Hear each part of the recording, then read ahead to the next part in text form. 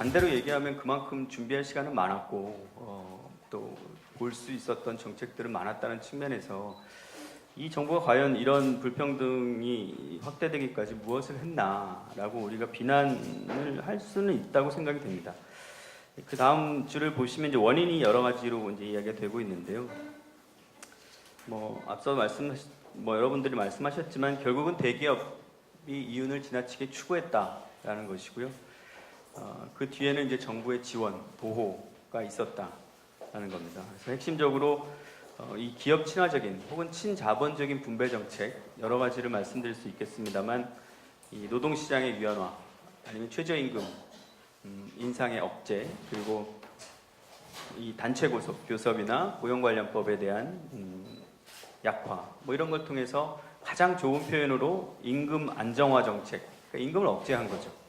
그러다 보니까 임금 수준은 낮고 복지도 낮아지고 불평등 수준은 확대되고 총 수요는 감소돼서 경기는 침체되고 돈이 없는 사람들은 부채를 활용해서 소비를 할 수밖에 없는 이런 구조가 된 거죠. 그러다 보니까 그 밑에 나와 있는 수치들을 보시면 아시겠지만 우리 사회는 국가와 가계는 부채에 허덕이고 기업만 사내 유보금을 800조 이상 쌓아놓고 지내는 이제 그런 그 상황이 돼버린 거죠. 여러 가지 수치가 있습니다만 가장 중요한 것은 그 청년 실업률이죠. 이 불평등 구조에서 가장 혜택, 가장 나쁜 영향을 받는 집단이 청년입니다. 청년 실업률 나와 있는 것보다 훨씬 높게 올해 발표된 것이 12%까지 확대가 되고 있습니다. 그래서 결과적으로 이런 모습을 보면 이 현 정부의 사회정책이나 분배정책이 과연 긍정적인 평가를 받을 수 있을까와 관련해서 이렇게 예스라는 대답을 하기는 쉽지 않을 거라고 생각이 됩니다. 두 번째로 넘어가서 이제 복지국가 이 정부의 복지 정책에 대한 평가인데요. 사실 개인적으로 시간이 좀 이르다고 생각이 됩니다만 5년이 지난 뒤에 이제 좀 더 이제 획기적인 무엇이 나와 있는지에 대한 평가를 하기로 하고 오늘은 제가 그냥 공약과 단순히 비교하는 형태로 복지 정책을 평가해 보도록 하겠습니다. 박근혜 정부는 세상을 바꾸는 약속, 책임 있는 변화, 국민 행복 10대 공약 이런 걸 만들어서 중산층을 70%까지 확대하겠다고 했습니다. 하나하나 보겠습니다. 가계부채 부담 경감되지 않았죠. 국가 무상보육 책임은 중앙정부보다는 지방정부에게 미루는 방식으로 변화가 되고 있죠. 무상교육이나 사교육비 획기적 절감, 반값 등록금 전혀 이루어지고 있지 않으면서 오히려 교육과 관련된 지원은 삭감되고 있는 측면이 있고요. 이 4대 중증질환 이 부분은 사실은 저는 개인적으로 상급병실료나 이 선택진료비, 간병비 이런 거 관련해서 조금 진전이 있다고 생각이 됩니다만 아직도 100%로 가기에는 먼 길이라고 생각을 하고요. 일자리 창출, 아까 청년 실업률을 통해서 그렇게 성과가 크게 보이는 것 같지 않고요. 해고 요건은 오히려 약화하는 노동개혁을 추진을 하고 있습니다. 비정규직, 정규직 전환, 최저임금 인상, 비정규직, 정규직 전환, 비정규직 다소 줄어들고 있습니다만 아직도 유지가 되는 거라고 생각이 되고 오히려 복지 사각지대에 가장 큰 걸림돌로 작용하고 있고요. 최저임금은 글쎄요, 전 세계적으로 최저임금 인상이 붐이 일고 있습니다. 대체로 많은 국가들에서 10,000원, 15,000원까지 올리자고 하고 있는데 우리나라는 아직도 작년이죠, 6,000원 수준이고요. 다음 8번은 재난으로 가득 찬 국가이고요. 경제민주화는 이 전 시간에 많이 논의가 됐던 것 같고요. 지역 균형 발전은 글쎄요, 여러 가지 이야기를 할 수 있겠습니다만 복지와 직접적인 관련이 있는 것은 이 지방정부와 중앙정부 간의 이 복지 갈등 문제 이외에는 이렇게 연결이 되지 않아서 그냥 넘어가도록 하겠습니다. 어쨌든 공약에 대한 실행의 의지가 그렇게 높지 않고 오히려 공약과 역행하는 정책들이 좀 추진되고 있는 게 아닌가 하는 것이 제 평가이고요. 중산층은 유지되고 있거나 좀 감소하는 추세로 변화가 되고 있는 것 같습니다. 그다음에 저희가 복지에서 이야기하는 가장 대표적인 지수 중에 하나가 이 사회복지 지출 수준인데요. 보시면 매년 조금씩 증가하긴 했습니다. GDP 대비 복지 지출. 근데 이거 인크리멘탈한 거죠. 오히려 그 증가율을 보면 성장세는 좀 꺾인 게 아니냐, 복지 지출에 대한 성장세는 이렇게 평가할 수 있을 거라고 생각이 되고요. 그다음 개별 제도들 기초연금까지는 뭐 다 아시는 내용이고 뭐 조홍식 교수님 잘 설명해 주셨고, 건강보험 아까 말씀드린 것 있지만 뭐 부가체계 형평성이나 상병수당 이런 문제들 아직 남아 있고요. 국기법이 사실 대단히 크게 변화가 됐는데요. 저는 급여 체계를 개별급여 방식으로 바꾼 전환은 올바른 방향이었다라고 생각이 됩니다. 그간 여러 번 지적되어 왔던 all or nothing의 문제를 해결할 수 있는, 그럼에도 불구하고 이 선정 기준을 중위소득으로 바꾼 것까지는 좋았는데 그 기준이 너무 낮아서 이 개별급여 체계 자체의 변화가 오히려 나쁜 개별급여 체계로 좀 평가받고 있는 게 아닌가 하는 생각이 들고요.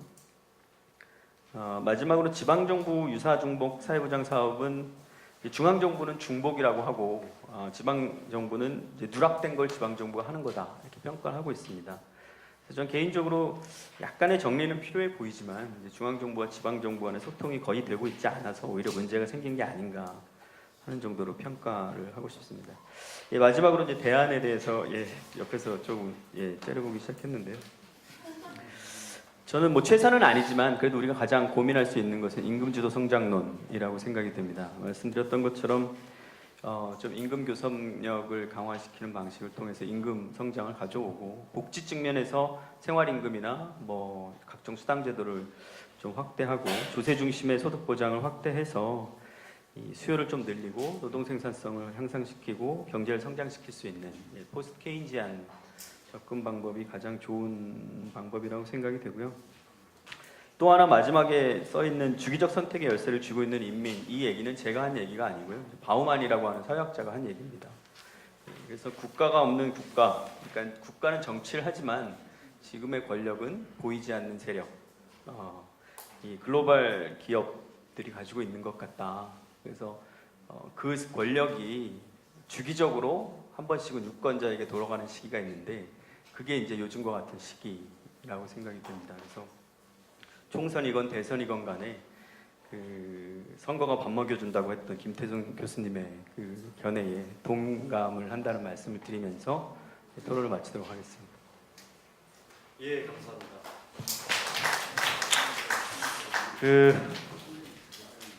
정부의 복지 정책을 평가함에 있어서 제기되는 난점 중에 하나는 GDP 대비 복지비가 인크리멘탈리 증가한다. 박근혜 정부에서도 마찬가지죠. 그런 지표로 봤을 때 이거를 복지가 발전했다고 봐야 하는지, 공약을 평가해야 되는 것인지, 실행을 평가해야 될 것인지, 성과를 평가해야 될 것인지 상당히 좀 여러 가지 어려운 점들이 있습니다. 두 번째 토론은 한림대 석지은 교수님이신데 아마 그런 점과 관련해서 저희에게 여러 가지 시사점 있는 토론이 될 것 같습니다. 네, 부탁드리겠습니다. 예, 저 한림대 석지은입니다. 지금 방금 사회자님께서 말씀하셨지만 저는 그 특정 행정부의 복지 정책이든 뭐 하여튼 정책을 평가하는 게 쉽지는 않은 거라고 생각을 해요. 왜냐하면 우리가 지금 이제 살고 있는 삶, 그 지금 현재 어떻게 보면 아웃컴이라고 볼 수 있는 거 중심으로 지금 현재 우리가 삶의 질 뭐 이런 측면에서 이제 평가를 한다라고 하면 그것은 굉장히 연속적인 축적된 성과이기 때문에 쉽지는 않다고 생각하고, 오히려 이제 어떻게 보면은 이제 그 인풋 중심의 정부 그 행정부가 하려고 했었던 부분들이 무엇이었는지, 그리고 그것들이 제대로 잘 되고 있는지, 어떤 이제 그 목표대로 제대로 가고 있는지, 이런 부분들 사실 저는 평가를 해야 되지 않을까라는 생각이 들고요. 저는 그 박근혜 정부가 사실 그 대선 때를 생각을 해보면, 대선 시기를 생각을 해보면 아니 어디가 보수당이고 어디가 진보당이지라고 그 헷갈릴 정도로 이 복지 정책에 있어서는 굉장히 수렴된 모습을 보였었고 당황스럽게 하는 그런 모습들을 보였었다라고 생각을 합니다. 그런 덕분인지 사실은 복지 이슈를 굉장히 전면에 내세우고, 그것 때문에 사실은 당선에 굉장히 이렇게 하여튼 그 됐다 이런 식의 이제 평가도 정치 쪽에서 나오고 있는 걸 많이 봤습니다. 그래서 보수당임에도 불구하고 어떻게 보면 복지 정책 아젠다를 오히려 선점했었다라는 것으로 평가할 수 있는데, 역설적이지만 이 박근혜 정부가 실제로 복지 정책을 지금 이제 한 3년 동안 추진을 하면서 사실은 가장 복지 정책을 타겟으로 해서 국민으로부터 많이 비난을 받은 정부이기도 합니다. 뭐 그거는 이제 여러 가지가 있을 텐데 그만큼 기대를 많이 줬는데 뭐 여러 가지 현실의 여러 가지 이유로 뭐 그 좀 쪼그라든 그 복지 정책들을 내놓고 있기 때문에 비난을 받는다라는 생각이 들고요. 어쨌든 저는 이제 세 가지 측면에서 조금 이제 그 생각을 해보고 싶은데, 일단 우리가 복지의 정책의 성장, 뭐 이게 복지가 이 정부가 잘했냐 못했냐를 평가를 할 때 보통 이제 그 지출의 성장과 그 다음에 구성의 변화를 봅니다. 근데 지출의 성장을 보면 사실은 이게 이제 증가율이 좀 그 완만해졌다라고 말씀을 하시는데, 사실은 이제 그게 기저효과가 어디를 비교 시점으로 삼느냐에 따라 사실 달라지기 때문에 기본적으로 보면 저는 증가의 측면에서는 복지 지출이 상당히 증가를 했다. 그리고 양적인 성장은 분명히 이루어냈다라고 보여지고, 이거는 기존의 정책들이 계속 연속성 있게 갔고, 그 다음에 또 하나는 이제 질적으로도 어떤 면에서는 평가할 만하다. 왜냐하면 이 정책의 그 구성이나 제도의 구성에서 새로운 제도들이 많이 들어왔습니다. 그래서 대표적으로 이제 욕을 많이 먹었던 기초연금이라든지, 그다음에 중증질환 뭐 관련해서 이제 투입한 부분이라든지, 복지 전달 체계 개선이라든지, 뭐 맞춤 그 우리가 기초보장 급여도 기본적으로 예산을 그 증가를 수반하는 그런 정책 변화였기 때문에 그런 정책의 변화에 있어서 새로운 시도가 있었고, 그 부분들이 일정 정도 다 관철이 됐다는 측면에서는 평가를 이 복지 증가의 측면에서는 평가할 수 있는 부분이 있다라고 생각을 합니다. 그럼에도 불구하고 비난에 직면할 수밖에 없었던 것은 굉장히 화려하게 그야말로 정책적 기대를 높여놓고 그것만큼의 충분히 그 정책들을 수행해낼 만한 그런 예산 할당이 사실은 이루어지지 못했고요. 그것은 아까 그 발제자께서 말씀하셨던 증세 없는 복지에 대한 그 속박에서 결국은 비롯됐다라는 생각을 합니다. 저는 그 두 번째로 말씀드리고 싶은 것은 이 정부가 가지고 있는 현실 진단, 그리고 그것이 실제 현실과 가지는 괴리에 대해서 말씀드리고 싶은데요. 일단은 저는 이 정부가 현실 진단에서 증세 없는 복지라는 걸 너무 그 커다란 어떤 이제 지켜야 되는 이제 프레임으로 얘기를 하면서 실제로 자승자박을 한 측면이 있다. 왜냐하면 그 증세 없는 복지를 하겠다라는 거에 이제 이면에는 복지 지출을 효율화해서 이것을 이제 할 수 있다라는 어떤 자신감 뭐 내지는 뭐 결과적으로는 채무를 늘리고 있는 이제 상황이긴 하지만 이제 그런 얘기들을 굉장히 많이 하거든요. 그래서 유사중복에 대한 조정도 효율화를 이제 전면에 놓고 이제 얘기를 많이 했었는데, 저는 그런 측면에서 보면은 실제로 이 재정 효율화를 통한 재원 조달을 하겠다라는 것이 굉장히 비현실적인 기대였지 않나. 어떻게 보면 사실은 그거는 수사만 가득했지 실제로 유사중복을 통해서 뭐 비용을 줄인다거나 하는 것들은 실질적으로 성공하지 못했습니다. 그래서 이런 어떤 그 증세 없는 복지라는 제약이 어떤 그 이게 새롭게 도입한 제도들을 온전하게 작동시키지 못하게 하는 한계를 가져왔다. 또 하나는 이제 저는 이번에 이제 화두를 저희에게 던져준 것이 지방 정부와 중앙 정부는 도대체 어떠한 관계를 가지고 발전을 할 수 있는 것인가, 복지 정책에서 지방 정부는 어느 만큼의 역할을 할 수 있는 것인가라는 이제 질문을 저희에게 던져줬다고 생각을 합니다. 그렇지만 그러니까 사실 이제 재정 분담은 중앙 정부가 하고, 그 다음에 이제 실행에 있어서는 자율권을 줘라. 이게 이제 지방 정부나 또 진보에서 생각하는 그림인 것 같은데, 사실은 이게 저는 그 부분과 관련해서는 사실은 이제 진짜 말씀하신 풀뿌리나 이런 부분들이 강화되지 않고는 지방 정부가 무엇을 할 것인가에 대해서, 그리고 무엇을 할 수 있는가에 대해서 이렇게 딱 쉽지 않다라고 생각을 합니다. 예. 그런 생각이 들고요. 그 다음에 세 번째로 제가 말씀드리고 싶은 것은 이 복지가 지금 사실은 통치가 있지 거버넌스랄까 이렇게 뭔가 협치되는 그런 측면들이 전혀 관찰되지 않는, 저는 요번 이 정부의 사실은 정책, 복지 정책을 평가한다라고 하면 저는 복지 정책의 실패라기보다는 복지 정치의 실패다라고 평가를 하고 싶은데요.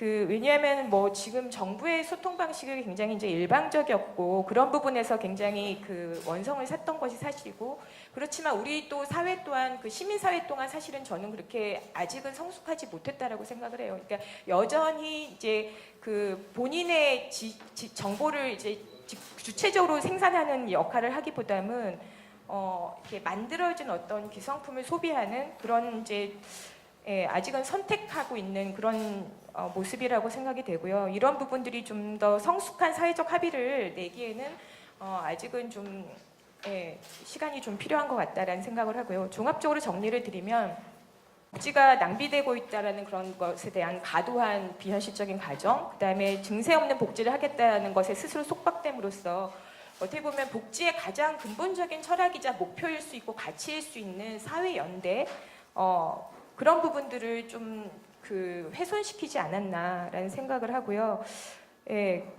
그런 측면에서 좀 안타깝게 생각을 하고 있습니다. 남은 2년간 지금 현재 우리 사회가 지금 일단 복지라는 것이 여러 가지 지금 사회 문제들을 해결을 해야 되는데, 양극화, 그다음에 이 10년 남은 초고령 사회, 이런 거와 관련해서 지금 현재 그 박근혜 정부가 국정과제에서 하겠다고 했던 거라도 어쨌든 이 국가 책임 부분 관련해서 좀 더 강화를 시켜 나갔으면 합니다. 이상입니다. 덕재은 교수님 토론 잘 들었습니다. 복지 정책을 포함해서 일반적인 각각의 정책 분야를 끊어서 이렇게 정권별로 평가할 때 우리가 뭘 평가의 잣대로 가져야 하느냐와 관련해서 좀 여러 가지를 생각할 수 있게 하는 그런 토론이었다고 생각합니다. 아까 석재훈 선생님이 박근혜 정부 복지 정책을 평가하시면서 그 평가의 대상이 복지 정책 그 자체보다는 복지 정치에서 실패하고 있다라고 이제 박근혜 정부를 평했어요. 저도 이 문제의식이 있습니다. 그래서 복지 정치적 측면에서 박근혜 정부를 봐야 되는데 제가 생각하는 결론은 달라요. 그래서 박근혜 정부는 복지 정치에서 성공하고 있는 게 아니고 복지 정치를 자신의 뜻을 이루고 있다. 오히려 그 복지 정치를 성공시키고 있다고 생각합니다. 오히려 역설적인 건데요. 그 측면을 좀 말씀드려 볼게요. 복지 공약을 기준으로 보면 여러 가지 제도가 후퇴했죠. 그러면서 여러 양적인 평가도 가능할 겁니다. 그런데 왜 이행하지 않니? 라고 물어보면 돈이 없어서예요. 그건 분명하죠. 그러면 지금 이 시점에서 돈을 구할 수 있는 방법이 없느냐? 있는데도 하지 않는 거예요. 근데 지금 박근혜 캠프나 청와대 계신 분들 어느 팀보다 지금 재정학자들이 많이 있고 한국에서의 재정 실태라든지 어떻게 하면 어떻게 돈이 나올지에 대해서 견적을 갖고 계신 분들입니다. 그분들이 공약을 만드셨고, 그리고 진짜 재정이 부족해서 국민들한테 죄를 지고 있다면 나서서 돈을 마련해서 해야죠. 근데 그걸 안 하고 있어요. 따라서 그렇다면 지금 복지 공약에서 후퇴하고 있는데 그거의 원인이 재정 부족이기보다는 재정 부족도 결국은 핑계인 것이고 더 본질적인 무엇이 있지 않느냐. 박근혜 복지 정책의 핵심이 그거를 이제 복지 정치적 측면에서 한번 규명해 보자 하는 거고요. 제가 그 보수 쪽 사람하고 대화를 한번 한 적이 있는데 그런 얘기를 해요. 왜 이렇게 약속 안 지키냐 했더니 애초 우리는 지지 않았다는 거예요. 무슨 얘기입니까? 무상급식 지지 않았다는 겁니다. 그래서 오세훈 시장이 사퇴하지 않았느냐? 우리 지은 거 아니다. 투표함을 못 열었을 뿐이다. 지방선거에서 우리 쪽 교육감이 다 이기지 않느냐? 지지 않았다. 우리가 분열되었기 때문이다. 즉 우리 보수 후보들이 분열된 그런 측면도 있죠. 즉 뭐냐면 무상급식도 그렇고 또 무상급식으로 확장된 보편복지 담론에 대해서 동의하지 않는 거예요. 하지만 2012년 대통령 선거에서는 이기기 위해서는 동의하지 않을 수가 없었습니다. 보편복지 옷을 입었는데 이제 그것을 벗고자 하는 거예요.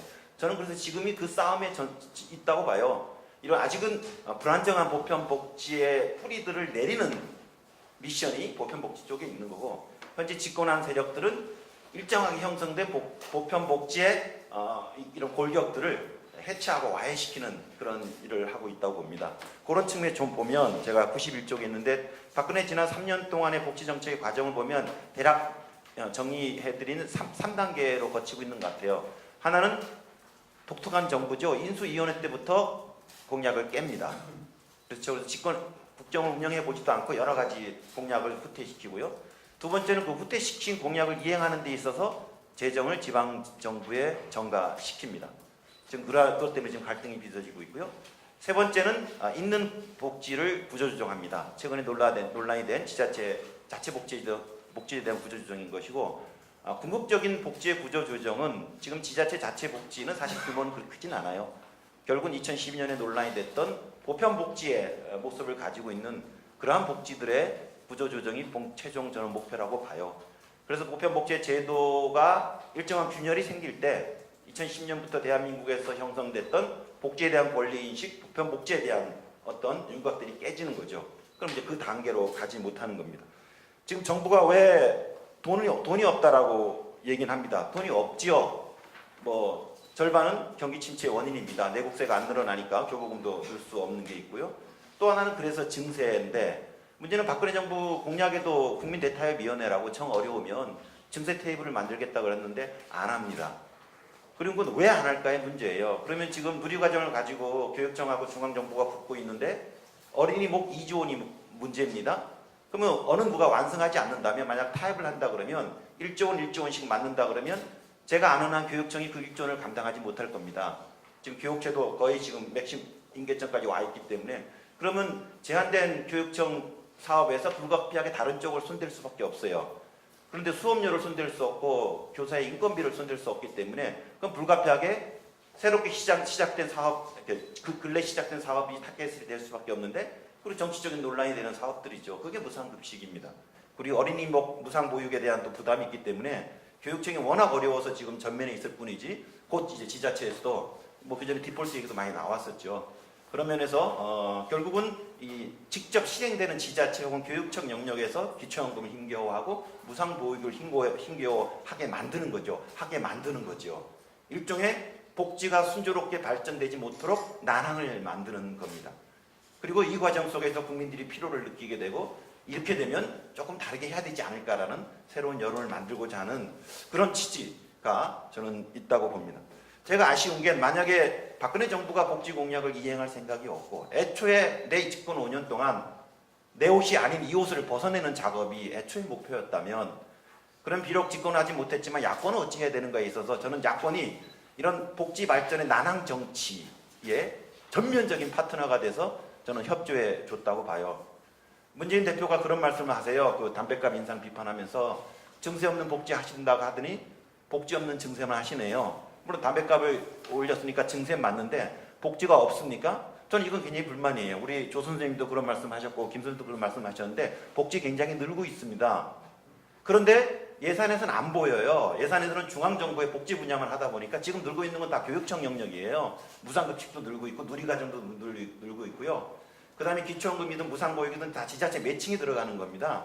지금 예산 시스템 내에서의 그 중앙정부 분야별로는 잘 잡히지가 않아요. 그러면 복지가 없는 증세를 하고 있는데 지금 경로당에 계신 어르신들이 받고 있는 20만 원은 뭐고, 지금 무상보육이 물론 제한적입니다만 무상보육이 이루어지 그 돈은 뭡니까? 왜냐하면 무상보육도 그렇고 기초연금 20만도 그 보편복지 세력이 만든 건데 운이 없이 박근혜 정부 시기에서 집행되고 있을 뿐이에요.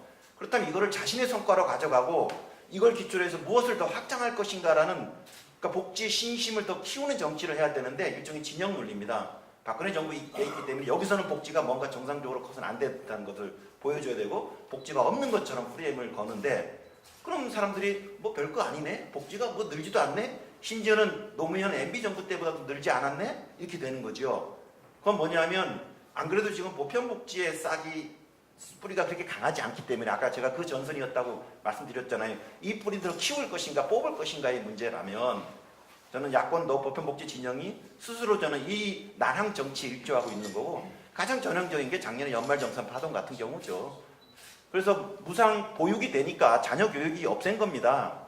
그래서 조금 전향적으로 보면 시민사회 수건 사업이었고, 그리고 그 아동복지가 늘면 그와 관련된 공제들을 드러내는 건 지극히 복지국가의 기본 원리입니다.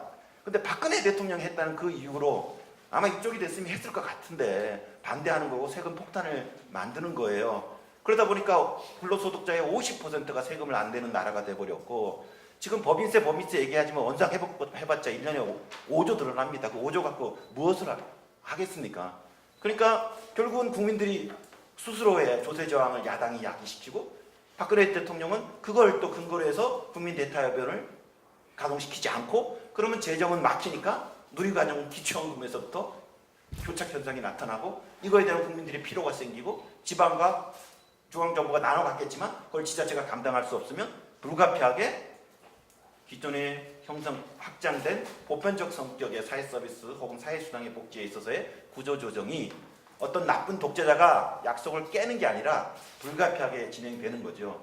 저는 홍준표 도지사의 도발이 근거가 없다고 생각하지 않습니다. 당시 무상급식 중단했을 때 한겨레 신문에서도 여론조사하고 연대 여론조사 했는데 과반 이상이요. 불가피하다. 지금은 있는 집은 자부담하자는 게 과반으로 나왔어요. 다 돌렸겠죠.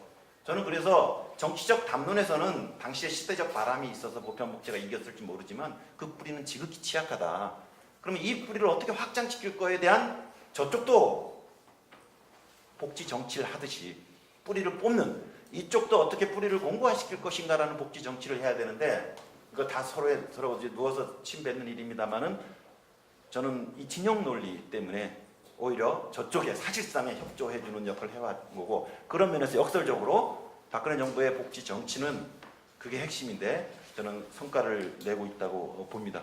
그런 면에서 박근혜 정부에 대해서 여러 지적을 해야 되지만 만약 이런 게 본질적이라면 결국은 야권이 혹은 보편복지 세력이 시민 세력이 어떠한 포지션으로 지금의 사태에 대응할 것인가가 중요한 과제로 대두된다고 봅니다. 그 두 번째 있는 거는요 좀 중장기 과제인데 자료로 대체하겠습니다. 이상입니다. 예. 그건 잘 들었습니다. 복지 정치 얘기까지. 예, 제가 좀 그 세 분의 토론자 선생님한테서 들은 좀 그게 아까 복지 정치라는 게 아마 세 분한테서 다 흐르고 있는 것 같아요.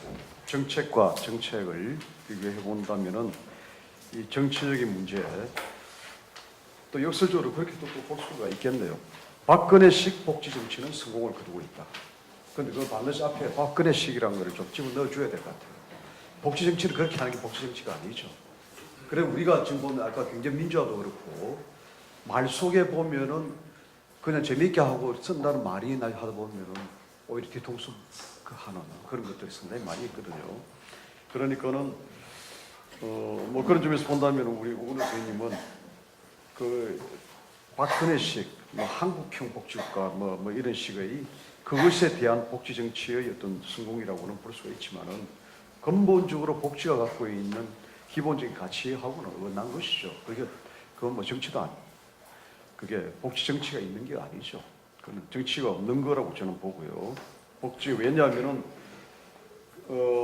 여하튼 뭐 돈 들어간다는 기본적인 그 생각들 그게 더 크고 또 그게 또 실질적으로 물론 뭐 꼭 우리나라에만 또 국한된 것은 아니지만은 할 수가 있는데도 불구하고 안 하기 때문에 오는 문제들이 너무 많다는 것이죠.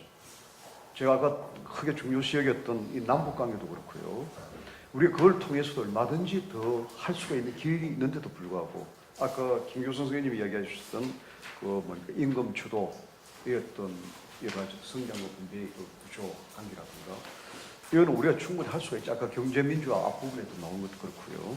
그래서 이제 그런 점에서 답답하고 그런 점에서 전혀 정치라는 것은 복지 관련 정치라는 것은 없었다고 볼 수가 있는 건데 제가 아까 우리 김기모 선생님 이야기 조금만 하고 들어갈 것 같아요. 그 하나가 뭐냐면은 맞습니다. 1차 분배와 2차 분배를 하려면은 저는 복지라는 게 그런데 이제 중요한 것은 1차 분배에서의 중요한 고리가 전 노동이라고 봐요. 물론 자본도 있지만은. 근데 우리가 경제민주화하면 자꾸 공급자 측의 뭘 만들어내는 그 사람들의 그 사유, 다시 말해서 이 자본가가 뭘 만들어낸다고 사유를 하고 있는데 실질적으로 뭡니까?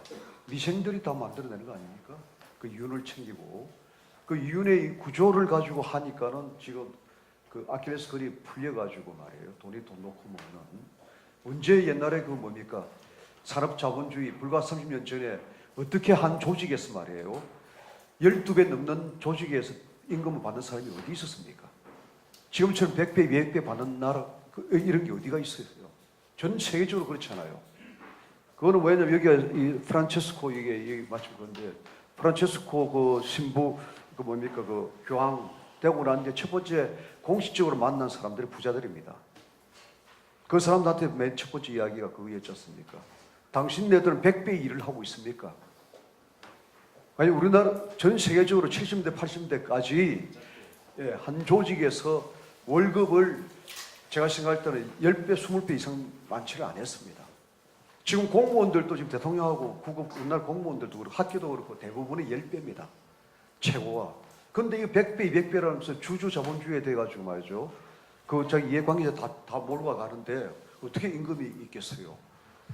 이러한 점에서의 그 어떤 배분과 관련된 그런 것을 해야지 단순한 그 임금 가지고는 또 좀 곤란하다는 이야기입니다. 그래서 이런 구조를 바꾸는 게 아마 경제민주화의 전 첫 걸음이라고 봐요. 그게 1차 분배에서 문제라고 저는 그렇게 생각합니다.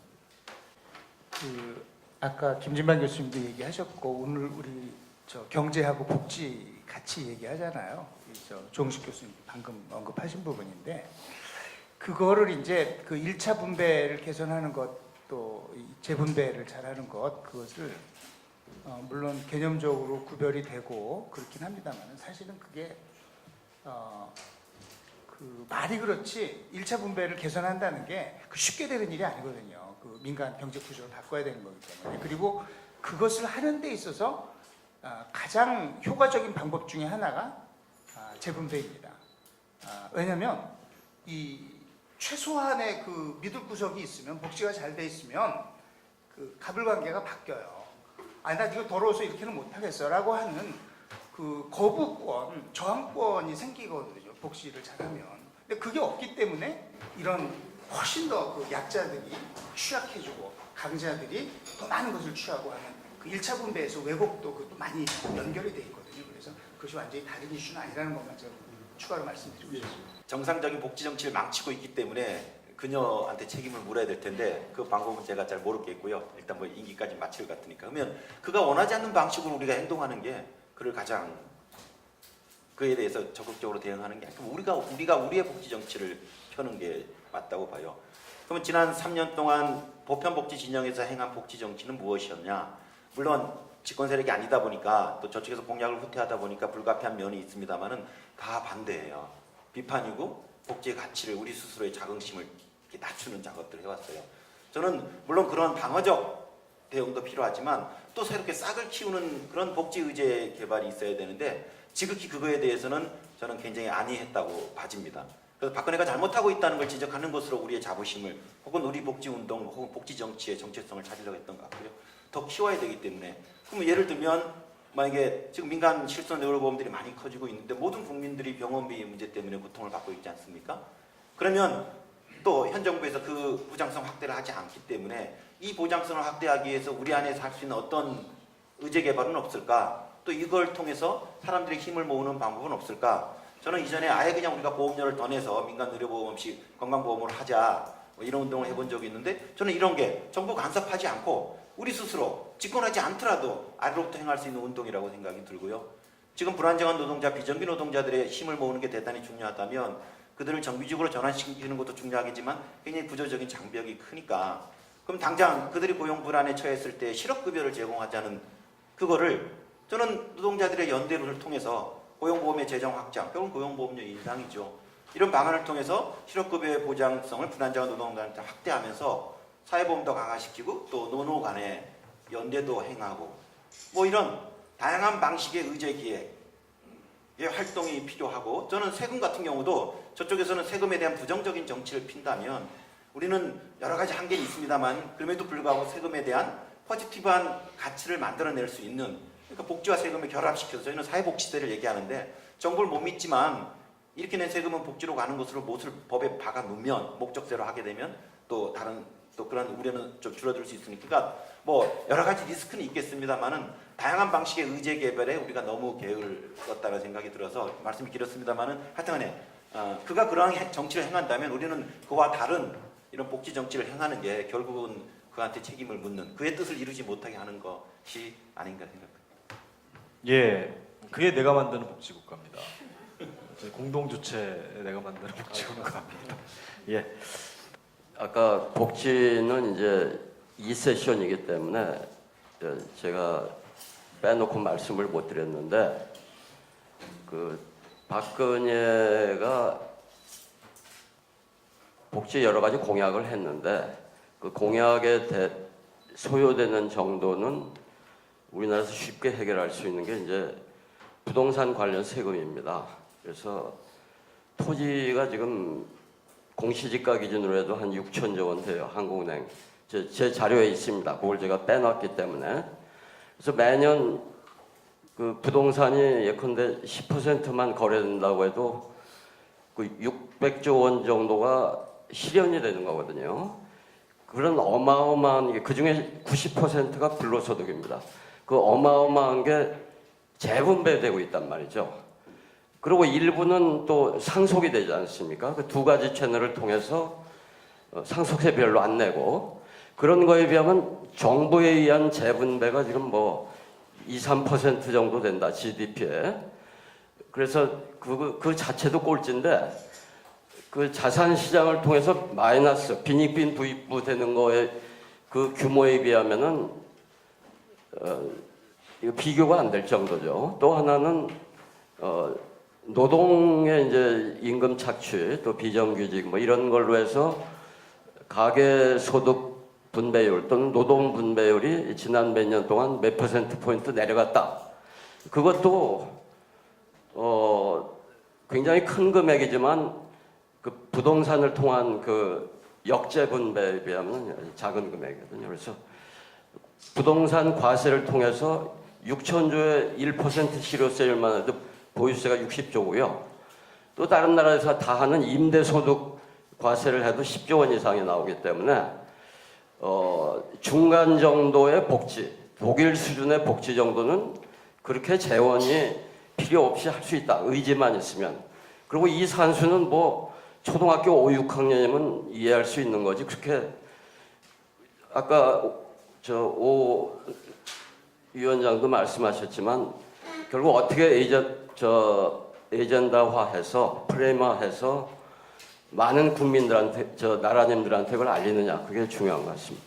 아무래도 증세와 관련된 이야기가 물꼬가 터지면 뭐 개인 소득세, 법인 소득세 뭐 여러 가지 세원에 대한 이야기도 좀 심도 깊게 진행될 수 있을 거라고 생각되고 부디 좀 그런 날이 빨리 와서 오늘 오신 김태성 교수님도 모시고 여러 가지 세원 확충 방안에 대해서 논의할 수 있는 시간이 됐으면 좋겠습니다.